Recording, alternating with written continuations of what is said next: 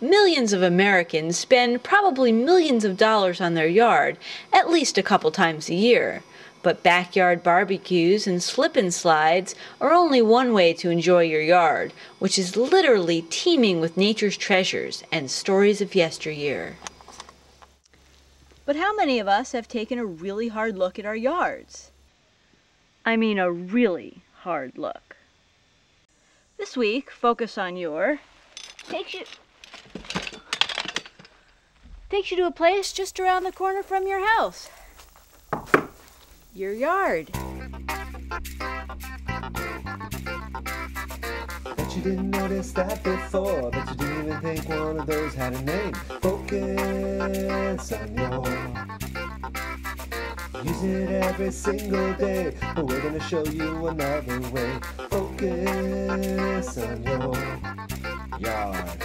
Focus on your yard. Today we're visiting this lush slice of heaven that is my ex-sister-in-law Jeannie's yard. The Delancey estate fell through because of insurance reasons, but I think it's a blessing in disguise. Thanks, Jeannie.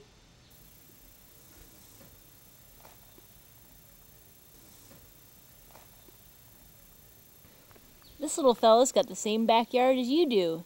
Yours. That twig he's standing on may seem small to you, but proportionally speaking, its length could wrap around the sun 3 times. Wouldn't it burn? Nope.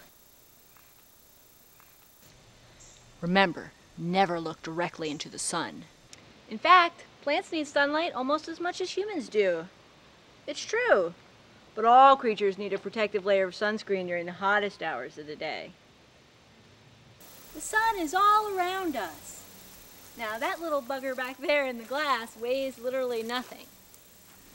But each time I take a step in my yard, my sandal descends upon literally hundreds of thousands of millions of creatures who make their home beneath the soil. Most of them are probably worms and bugs, but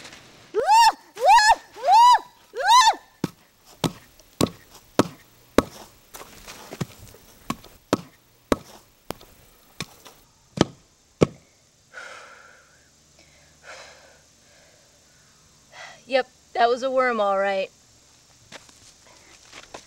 There are probably other creatures who make their home beneath the soil besides worms and bugs, but scientists haven't gotten to that yet.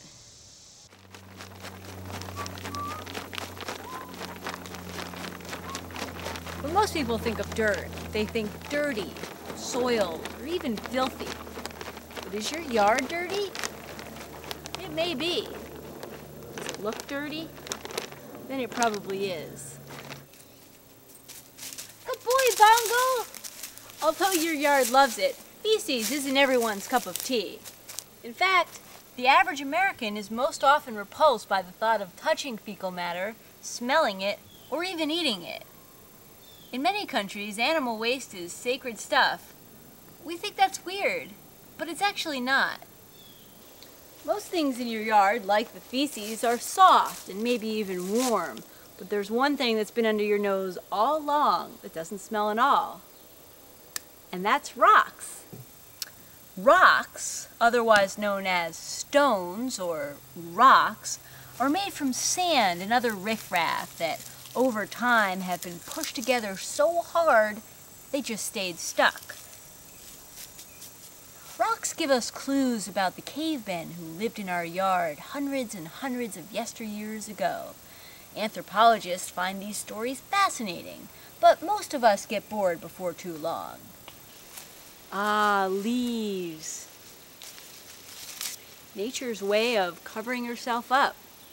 Our forefathers used leaves not only for sanitary reasons, but also to convey important messages.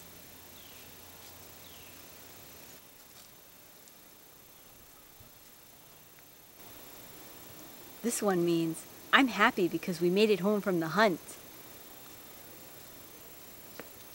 What the? Acorns. Hey there, little fellas.